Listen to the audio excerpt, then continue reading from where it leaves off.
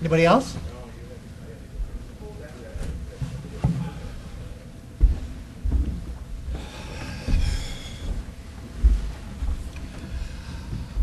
I want to make this short and sweet. On behalf of my father, there's many of you that we could thank. I want to thank Jim Beals for making my father a stronger person. I want to thank Rich Hodge, Gary Merrick, and Jeff Spooner. For many years of partnership, getting them where they're at and getting him where he was at. That's it. Thank you.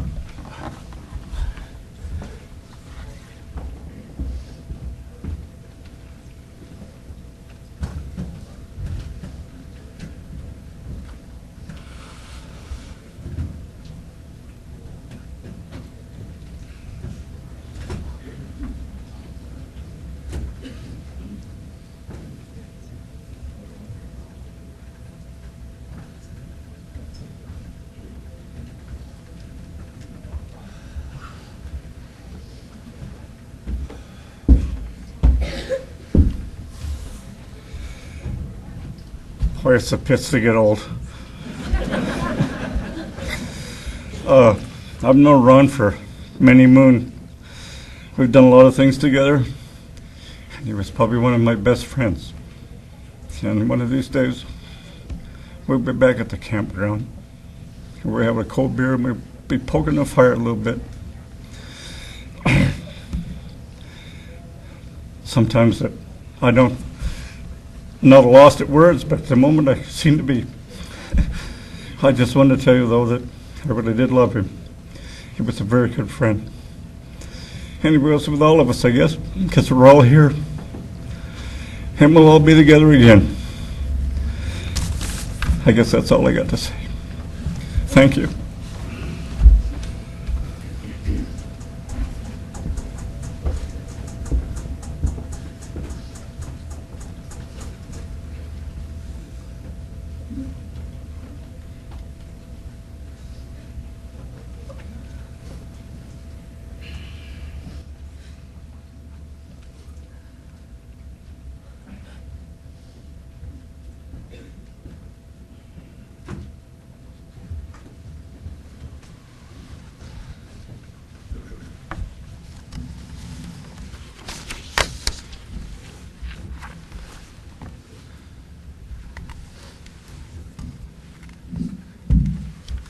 All I have to say is wow.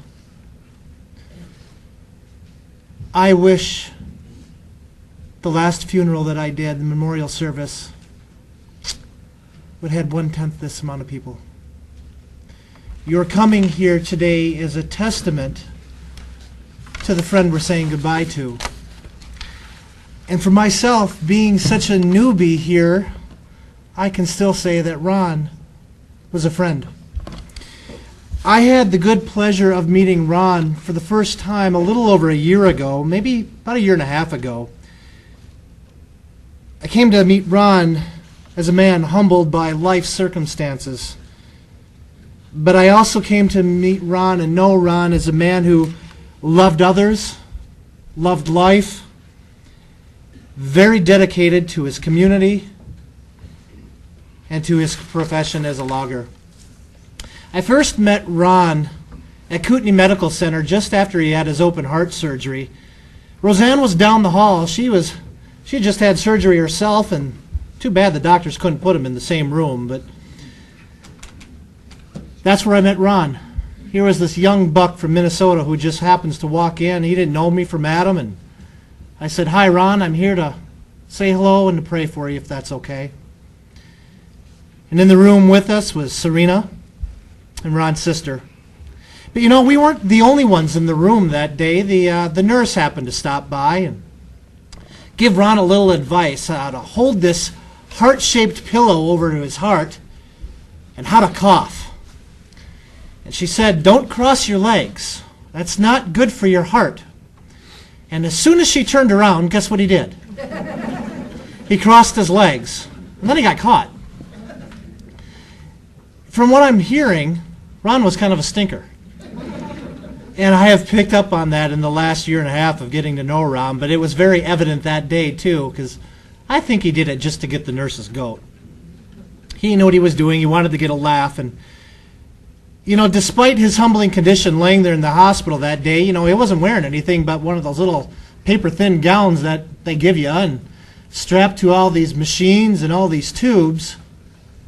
Despite his circumstances, he found a way to lighten the room and to not make light of his situation, but to bring joy to those that were there, to take away the tears, and to be himself.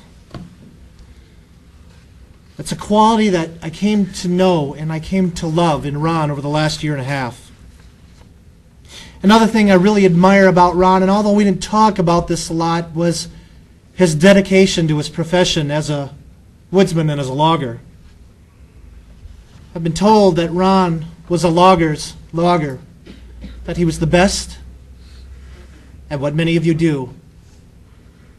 He did his job well. He did it with utmost commitment for not only his profession and his industry and for his employers, but for the men that he served alongside. For they, and you who are here, were his crew. You were his team. It's a trait that's to be commended. Ron, we didn't talk, he and I, much about logging. Instead, we talked more about family and living life to the absolute fullest. I heard about his childhood days of playing baseball up Burke, how it would take so long to get there back in those days. Today we take that for granted. It's only a hop, skip, and a jump. How he loved his family. He was more interested in sharing stories about how much he loved his beloved wife and his children. The good times. Memories shared with them and with you all. I saw a man fully devoted to life and to serving others along the way. It was so evident how much he loved you all. How much he loved Roseanne with all of his heart, soul, mind, and strength. His love for his children and his grandchildren and his great-grandchildren. I know he felt saddened in this last year and a half that he wasn't able to do the things with them that he really wanted to do. Even a week and a half ago, he was talking about, if I was only healthy enough, we would go out and do another vacation again. We all know, for reasons we don't know, Ron suffered immensely over this last year. This last few years, actually, as cancer just ate him up on the inside. To be honest, Ron's affliction, his suffering, reminds me of a man by the name of Job. There's a book named after the man by the name of Job, and it's in the Bible. And the accompanying account in the Bible says this of Job. This man was blameless and upright. He feared God and shunned evil. In today's language, we might say that Job was a really, really good man who just loved God with all his heart, soul, and mind and did what was right in the eyes of everybody he came in contact with. And for reasons we're not quite sure, the Bible doesn't say God allowed Job to suffer beyond all human limits. Hardship was brought upon him, and all that he'd ever had, his wife, his family, his children, his household, everything, including his health and his vitality, down to his clothes, was stripped away from him. Yet despite his suffering, Job remained a righteous man. And in his darkest hour, he screamed out to God and he basically said, "Why is this happening to me?" God's answer to Job was long and it was complicated. The beauty of the story of Job is that in the end, everything that Job had but his family was restored. Everything that was taken away was restored more than he ever had had it. I wish we could say the same for Ron. I wish we could say that Ron would still be here with us today. Unfortunately, some things just don't work out the way we would want them to. You know what? In all of Ron's suffering, never once did he complain. That wasn't the man he was. He just didn't complain about his circumstances. Instead, he just looked forward to the next day. Like Job, Ron wasn't afraid to seek what lies in store for us beyond this life. Ron was opening up to God and seeking answers to this question about this life and the one beyond, just like Job. And I can tell you this with all assurity. Ron found peace in these last few months. I watched a man transform. I watched his heart melt in ways that gave me testimony and increased my faith as a man called to be a pastor. I hope in one day that I get to see Ron again in the heavenly beyond. In those last few months, I can tell you that Ron really started to ponder his life. He knew he'd made mistakes. He said that to me just a few weeks ago. He said, I've made some mistakes in this life. And he had wished there were some things that he could have done differently. But you know what? Who doesn't? Who doesn't? We're only human after all. What's most important for us to remember today is that Ron loved much, and Ron cared much.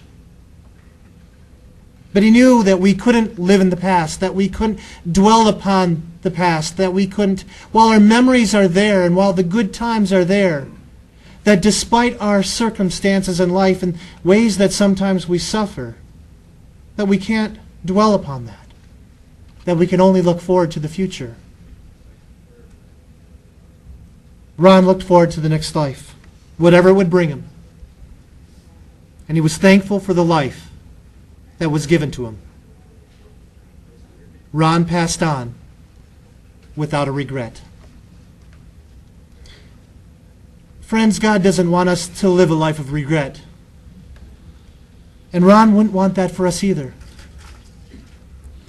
As we remember Ron today, tomorrow when we've all scattered, and the next days, weeks, and months and years ahead when we're alone with our thoughts in the moment, let us remember Ron for the man who he was. A man who lived life to the fullest in all respects. Let us live for our families as Ron did. Let us live for love as did Ron. Let us live to work hard. That honors Ron. And let us live for a purpose that goes beyond anything beyond all human comprehension. Let us live for a greater purpose that's sought by God. Gathered friends, family and friends, I know this isn't a church. I know this isn't a Christian memorial per se. But please hear my heart. In all good conscience, as a minister of the gospel of Jesus Christ, let me pass on to you what I know to be true. That a fulfilled and an abundant life truly begins and blossoms with God through His Son, Jesus Christ. And I have to believe Ron found that. As you depart today, remember Ron. Honor him. Pay tribute to him as a man who loved his family, a man who loved the woods, and a man who loved life. But also honor Ron by searching for that which goes beyond all human comprehension, as did Ron. Because that's what he was doing in his final days. Honor Ron and honor life by honoring the one who gave life